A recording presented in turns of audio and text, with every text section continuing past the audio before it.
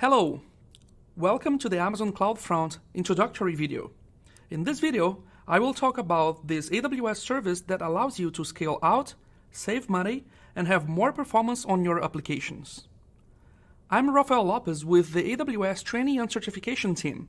As part of the team, I have contributed to develop and deliver exclusive training content like this one. In this video, I'll briefly talk about the AWS global infrastructure and also give you an overview about Amazon CloudFront.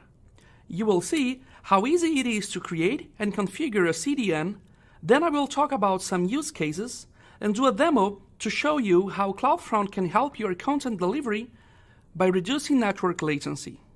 Let's talk a little bit about the AWS global infrastructure and how it is related to CloudFront. To deliver content to your users, Amazon CloudFront uses a global network of more than 80 edge locations and more than 10 regional edge caches for content delivery. The edge locations are located in multiple countries around the world, and this number frequently increases. So basically, by using CloudFront, you can leverage multiple locations around the world to deliver your content, allowing your users to interact with your application in a lower latency. For example, if your application is running in Singapore and your users are in New York, you can use CloudFront to cache that content locally in New York and let the service help you scaling whatever your demand requests.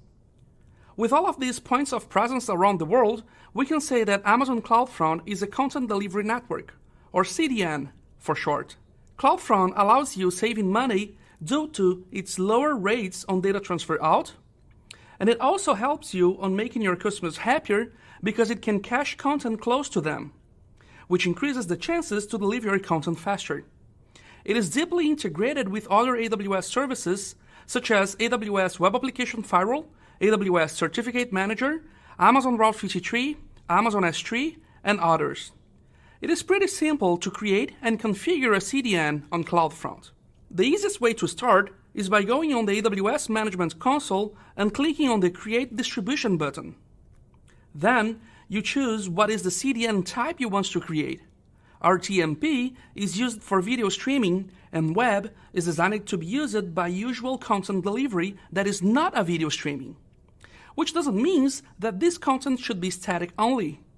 You can use CloudFront to deliver dynamic content on a web distribution too. On the next screen, you must specify at least one origin and one behavior.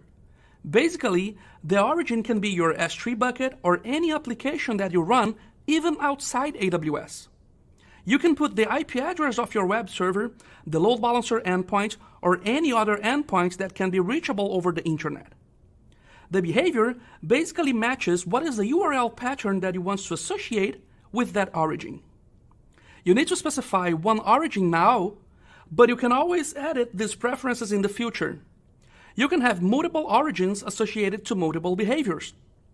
For example, you can use an S3 bucket as an origin for the requests that are your CDN/images, such as, for example, sampleapplication.net/images. And you can use your Elastic Load Balancer for everything else. On that same screen, you can scroll down and find the button that creates the CDN distribution. Totally self-service and without having to open any support tickets. You can even use other AWS services or the AWS command line interface to automate the creation of new distributions for new environments. Some use cases include, for example, static asset caching, live and on-demand video streaming, security and DDoS protection, API acceleration, and actually, whatever your imagination allows. We from AWS are interested in learning from you what is your use case for our services. I will do a demo so as you can see how CloudFormation can help you having your content accelerated. My application is located in Singapore, and I will use CloudFront to accelerate that by caching content locally in an edge location that is closer to me, over the Pacific Ocean, here in Seattle. Here, I have my application running in a T2 Micro EC2 instance in Singapore. And actually, I can see that this instance is running on Singapore because I am logged on the AWS Management Console from Singapore. If I connect on that instance over SSH, because that instance is a Linux instance, I can see that I have a web server running on that instance. If I go to my log folder for my HTTP server and do a tail-f on the access log file, for every request that I have on the web page that is being served by this web server, I will have a line here in this log file. So if I get the IP address of my application and put in a browser, for every time that I make the request, you can see that I have activity here in the access log. If I refresh the page, I will see another line in my log file. If I refresh the page again, another one. So you can see that I am independently doing requests and pointing every request to my single instance in Singapore.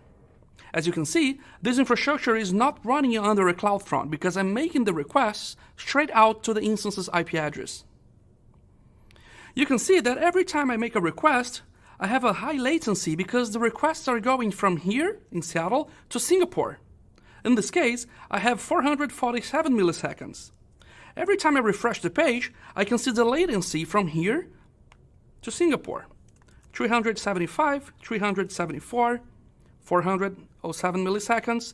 So you can see that the latency is pretty high. What I did to resolve that problem and use CloudFront is create a new CloudFront distribution, which in this case is this one, and specifying that web server as my origin, and specifying a single behavior that points everything, as you can see by the wildcard, the star, to that origin. From that moment, you can use the domain name of the CloudFront distribution, or you can use your own CNAME. For this case, I'm using cdn.sampleapplication.net as the CNAME for this CloudFront distribution to avoid having to use this name and exposing this name to my users. So if I go to cdn.simpleapplication.net and refresh the page, you will see that there is no activity on my web server, and this is because CloudFront had cached that content in an edge location that is closer to me. You can also see that the latency of these requests to the CDN are much faster than having to go on the server for every request. You can see 88 milliseconds, 111 milliseconds, 12 milliseconds, 22 milliseconds, 31, and actually you don't see activity on my web server. CloudFront also helps me keeping my high availability because if something goes wrong with my origins, such as a crash on my web server, in this case I just stopped my web server, the content is still served from the cache.